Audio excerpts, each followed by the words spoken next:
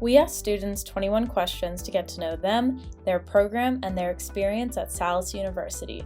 Here's what they had to say. What's your name? My name is Ashka, Where are you from? and I'm from Cleveland, Ohio. What program are you in? I'm in the optometry traditional class of 2023. Why did you want to pursue this career? So I decided to become an optometrist because I really wanted to be a doctor of some sort. I wanted to be a healthcare provider. And I figured with optometry, it was one of the fields where you can see people of all ages and everybody needs to see an eye doctor. It's not like it was a specific specialty of some sort. And it's something that vision is really important to almost everyone. So I figured it would be a good place to have a wide variety of patients. Why did you choose Salus? I specifically chose Salis because of their campus and the curriculum that they had here. I visited a few other schools, and compared to all of them, I really liked what Salis had to offer. They had a lot of equipment and a lot of materials for us to use, which was really nice. And then looking at their curriculum, it was a little different from other places where they have like more peds classes and more electives and geriatrics and a lot of other fields that are important for us to consider, knowing that we're going to be seeing patients of all different ages. What have you discovered about your subject area as a grad student that you wish you knew as an undergrad student? I wish I would have known how much neuroanatomy we would have been doing. I never took a single neuro class in all of undergrad. That when I got here, I was like, do I even know what the brain is? But obviously it's very important because your eyes are a part of your brain. So I learned why it's very important, but I do wish I was at least exposed to it a little bit in undergrad. What do you feel is unique about your program at Salus? I think our program at Salis is unique because I think we might be the largest class of all of the optometry schools that we have. Our school has the largest number of classes for every year. And I think that's really nice because it gives us more essentially patients to work on and interact with as we work on each other in lab. And then when we get to clinic, that's that many more colleagues that we get to work with as we work on patients together. So I think that aspect just makes it really diverse and really interesting to kind of work with different people all the time. What clinical experience has made an impact on you thus far at Salus? It wasn't actually at Salis, it was when I was back at home at the same office I used to work at. But knowing that I had been in school and knowing all the practicals and stuff that I'd taken, they knew I was proficient to do certain things. But I had taken my grandpa in for a eye exam and I learned to see how much he actually couldn't see. And the fact that I was able to use their equipment and everything that we have here in Salis, I was able to use there and actually see what was going on and understand it, I thought was crazy. And so we haven't been in clinic much yet, but I know that once I get there, it's going to be a very similar thing where you'll see somebody that's, functioning totally normally, and then you look in the back of their eyes and it's like a whole different story. So have you had any discouraging or especially triumphant moments in the classroom or clinic? So I think mostly in the classroom, I think a lot of people could abide to this too, and it's anytime that you take a practical and you may have to do a retake. I think at the moment when you see your grade and you realize that you do have to retake it, it's kind of like I put in so many hours, I put in so much work to practice for the practical, and I have to end up redoing it anyways, which I think I originally was kind of like, oh, I'm kind of upset that happened, but you kind of work through it and you realize, you have more time to work on the skill, you have more practice that you can, get really good at it and make sure that it doesn't matter who your patient is, that you're gonna do great no matter what. So it's just kind of like a learning process. And so I had to redo our gonioscopy practical, so it just kind of was a little, in the moment, a little kind of sad. But then eventually I was like, it's for the better, I'm gonna get more practice and, become better at the skill, so it was good. What's been your favorite class so far? I think I would say my favorite class was probably ant-sag disease. Both 1 and 2, I thought they were very interesting, and I think it's especially interesting because it's stuff that you can notice from patients the minute they walk in the door. You can see that they have a red eye, or you can see that their eyelids are inflamed, and then you kind of work through your differentials and you kind of look to see what's going on. And it's so interesting to see that some people think it's totally normal, but you realize that there's so much behind it. So I just learned so much in that class and how applicable it is to so many patients. So it's fun. Have you had any Eureka moments in the classroom or clinic? I think I would have to say I had a lot of these Eureka moments in neuro. Again, saying that I never had taken any neuro classes, but as all the pathways started connecting together, as all the diseases started connecting, and you kind of realize oh, that makes sense. it was like kind of like really great to be like, okay, I get it, because at first you're looking at everything and it just looks like a massive puzzle to you, like so many different pieces and you have no idea how it fits together. But like once you put it together, you like feel really good about like everything that you did. So are you a part of any clubs or groups on campus? I'm a part of a few. I originally started being a part of AOSA, and then I was the public relations chair.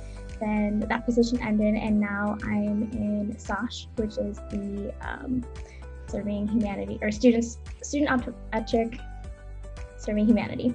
And so basically we're just fundraising and then creating a lot of different fundraising events and stuff to be able to go on our trip to go to Panama and serve the underserved population there. And then I'm also a part of, it's the Gold Key Society, which is like the Optometric Honor Society here on campus. So I just recently joined that and haven't done much with them yet, but I'm looking forward to what's gonna happen. So, and then also Lions Club, where we are hoping to go to the Cordia Bank and do Lensathon and different fun things like that around in the community too. What's your favorite study snack? I would probably have to say popcorn. I think I could like eat like a whole bag of popcorn in like one night by myself, no problem. What's your study strategy? I guess my study strategy, they kind of vary like per class, but majority of the time I will listen to the lecture and take my notes while I'm doing that. And then before the exam, I'll re-listen to the lecture and read through my notes at the same time. And then I'll like really solidify all the facts. I use Quizlet to kind of just like go through all the quick facts. And then I'll also write down like mnemonics and like lists and some things like that I just need to like organize in my brain. But I try to do all that before all the exams. It seems like a lot, but sometimes I don't get to all of it and that's okay. I'll just do the best that I can. Where's your favorite spot to study on campus? I used to love studying in the gray cubbies on the quiet floor. You're just like so enclosed in your own space. Nobody can bother you. Nobody can find you. And it was just like a really good place. You could sit there for hours and like not get bored. But I haven't been there in a while, but hopefully soon I can get back. What advice would you offer a peer who might be struggling in a specific subject or class? I would say kind of make a list of the things that you don't really understand that's going on, and then either reach out to a classmate or a roommate, or even reach out to the professor and just kind of be like, hey, there's some things like I'm not really understanding, and just kind of talk it through with someone. It's really important to know like what your weak points are and what your strengths are. And if there's something that you understand in that class, don't keep studying it because you already know it.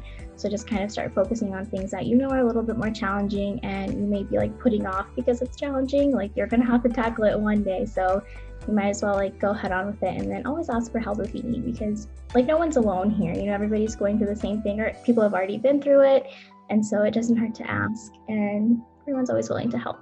How have you felt supported as a student and an individual while enrolled at Salis? I would say, I think it originally started when I joined the mentor program. My mentor was really helpful in just, kind of helping us know what mindset to walk into exam with. And we're like, hey, we have this exam, like, how do I even start? And they're really helpful with kind of guiding us in that right direction, or, even if we're buying equipment and things like that, it was useful to like ask upperclassmen what they had and like what they would recommend to us.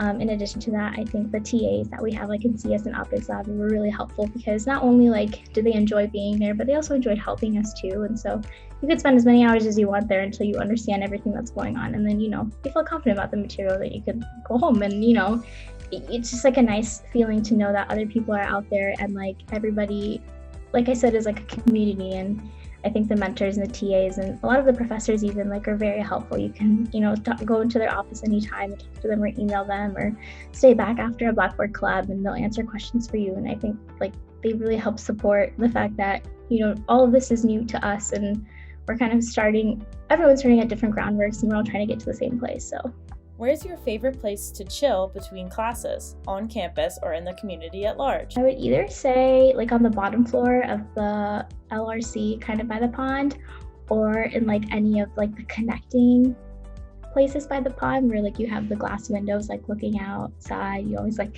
see either the sunset or just like what's going on outside. It was always like a nice place just to like enjoy the outdoors, even if we couldn't go outdoors for a little bit. But how has going virtual impacted your learning experience? It's impacted in the way that I feel like I have to be aware of like when I'm productive and when I'm not.